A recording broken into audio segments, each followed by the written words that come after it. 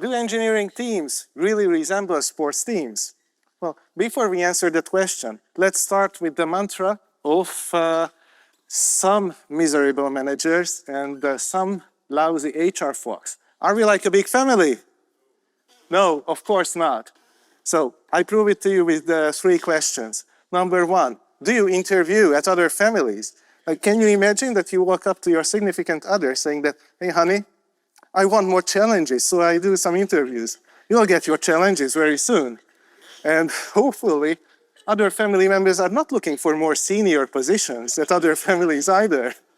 But on a more serious note, would your family lay you off in midst of a difficult financial situation? Yeah? Well, I hope not. Actually, that's not what we learned in a tale collected by the Grimm brothers. It's called Hansel and Gretel, and they tell you exactly that. You don't leave your family behind if there is a problem. Well, that's not necessarily the case with corporations. So the family narrative is obviously false. There is this new analogy emerging from Netflix saying that, well, we are like a professional sports team because of mainly 3 reasons. 1, nobody's place is granted. 2, you have to earn your position, and you have to earn your position by being good and hardworking. And to be fair, I like this narrative much better than the previous one, but it has a problem. And actually, the family narrative and the sports team narrative, they share one same problem. Neither of them stands in times of reorganizations.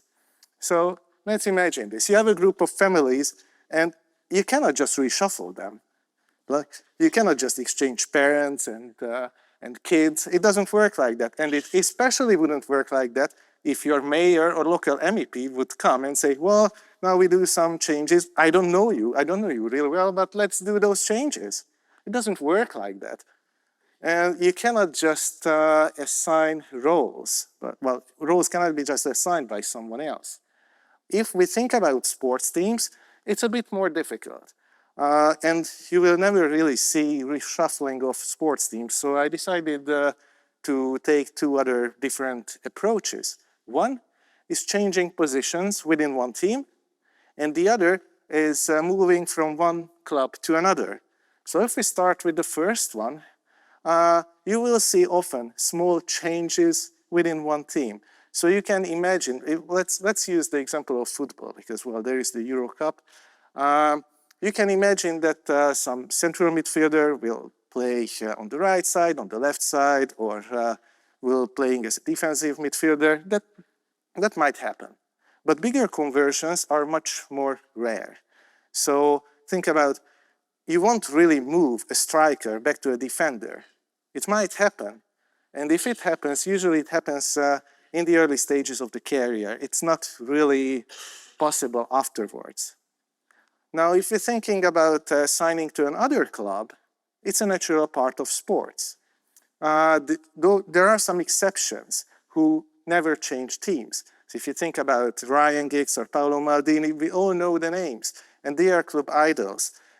Partly because of this, they don't leave their club. But there are some who will only move when it's inevitable, and we still know those names. Most of them will move a lot, and that's natural part of sports. But they move only with their consent. Moves cannot happen without their consent, and you won't move to another team into another position. They cannot take that risk, right?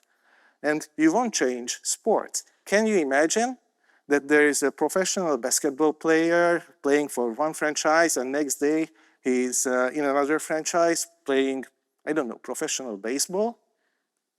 Well, that happened. It happens once in a lifetime, and it's always based on the decision of the sports person, and usually it doesn't really end up well. On the other hand, large-scale corporate reorganizations can lose common sense completely.